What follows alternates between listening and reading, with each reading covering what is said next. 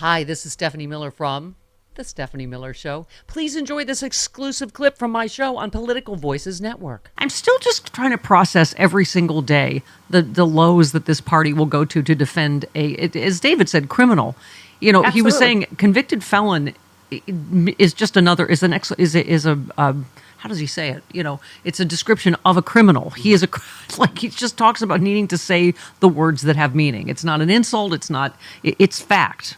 Right? Yeah. And so we need to call them the C word is my point. Mm-hmm. Yeah. I like it. But this whole party, and they're so ridiculous because it's not, as David Jolly says, anything they can do, defunding the entire state of New York, defunding the DOJ. Like, they're just, but here's Jim, what's his name? Jim Jordan. Ugh. Yeah. I'm sorry. I apologize. Jim Jordan. Number 8. Sorry.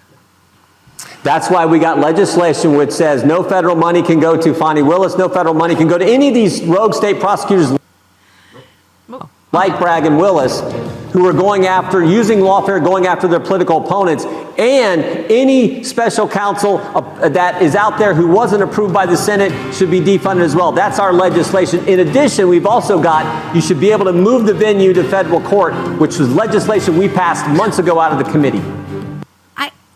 They're just going to, change the rules. Like we were saying, the support for a convicted felon being able to be in office has tripled in the Republican Party since Donald Trump was convicted. They're just like, oh, okay, where do you want this Overton window?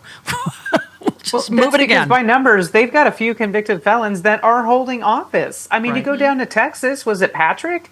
I mean, he's in Paxton. Thank you, Paxton. He's got a felony charge against him. It's just all of these. It's just mind blowing to me, but it is crazy that somehow they're more support for this. They don't have a choice.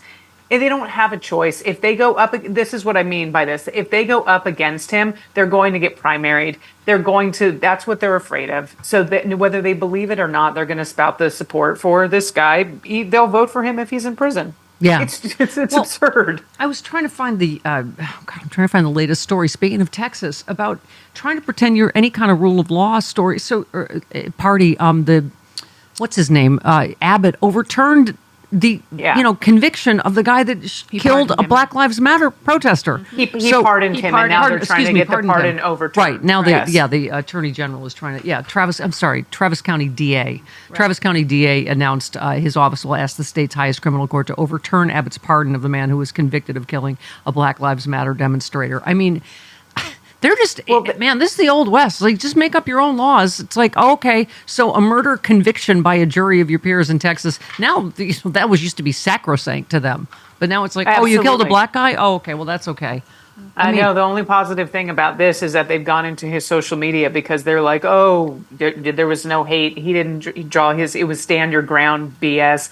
This guy has a history of anti-Black Lives Matter posts. History of racist posts, homophobic posts. He's a piece of work. So I really do hope that they're able to get this thing overturned. He's a danger to society. Yeah, and all the way up to the Speaker of the House talking about, I talked to some Supreme Court justices and they just got to overturn this New York thing. I mean, this is him. I'm just like, oh my God. Right? I know. Hang on. We are here to hold the line and say, no, the rule of law has to be adhered to, and we can't have rogue prosecutors using our courts for political vendettas, and that's exactly what they're doing to Donald Trump. And I can tell you that people around this country see that clearly. No, they do not. No. According to polling, Dana, and also, you can see the buzzword, rogue prosecutor. Anybody that convicts Donald Trump of anything in all these different states and venues and localities, right, and juries of his, but they're all rogue, right? Absolutely, yeah.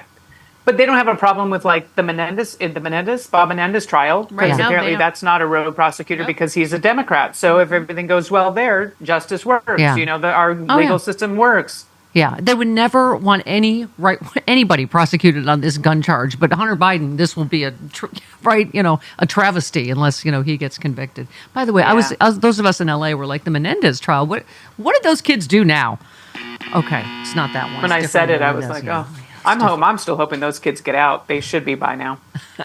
By the way, this is Joe in Syracuse, one of our listeners, said, Steph and the Mook, small world. Back when my little sister went to high school, she dated a guy I really didn't care for. Snotty, kind of uppity, what my sister saw in him, I never really understood. This is the early 80s. Flash forward to today, we find out today that snotty high school kid from the 80s is the judge on the Hunter Biden trial. Oh, wow. Originally, Mark Scarzi, originally from Syracuse. Surprise, surprise, he's a Trump appointee.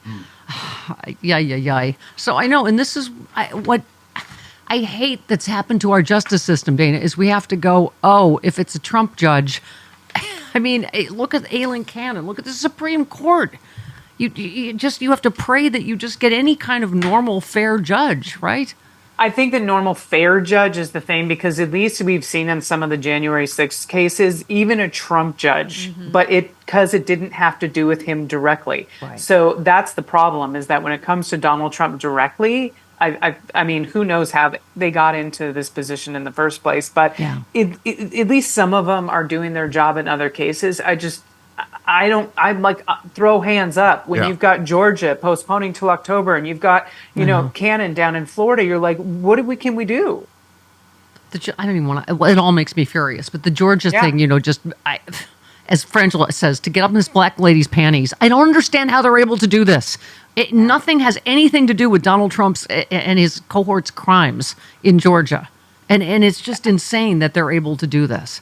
I think what we have to do is focus on November. We've got voter suppression happening more in Georgia. Brian Kemp passed another law that's going to make it harder for people to vote. We have got to get out, because the bottom line is Trump is counting on getting back into the White House so he can avoid all these trials. Yes. They can't postpone him forever. So if we can keep him out of the White House, justice will catch up with him. Absolutely. It has already started. It's just not working as fast as we need it to. I mean, when you think about it, it's either justice or cholesterol. One of you all need to take the lead and make this happen. I'm tired. Sorry, I didn't mean to snort on you. I have to say that really is the happy ending of all happy endings. Can I just say that is really the best case scenario, that he loses in a landslide and gets convicted then, and all these it's the best way, in terms of ending Trumpism. And I'm not exactly. I 100% believe if Trump loses, and I hope he does in November, he is going to disappear. He is literally, they're going to be somehow. No, you know what? I made this offer. I made this offer when he was president, and he didn't take it. Now it's too late. You know how plea deals are. I was like, take the plane. We don't care. We never want to hear from you again. Just go. I don't care where you go. Take the plane's on us. We were going to give him Air Force One? Yes, I did. I gave him Air Force One. Didn't take the deal. Now it's too late. Okay, 21. Or maybe we could just ask Boeing to make him a private plane. Sure. And just paint Air Force One on it. Yeah. Here, look. In the colors that he proposed. Remember? Exactly. Yeah. Make it gold. Paint the whole damn thing gold. Hey all, Glenn Kirshner here. I hope you'll join me on my new audio podcast, Justice Matters. I'll be using my 30 years as a federal prosecutor and Army JAG to unpack, break down, and explain the legal issues of the day, particularly where the legal intersects with the political.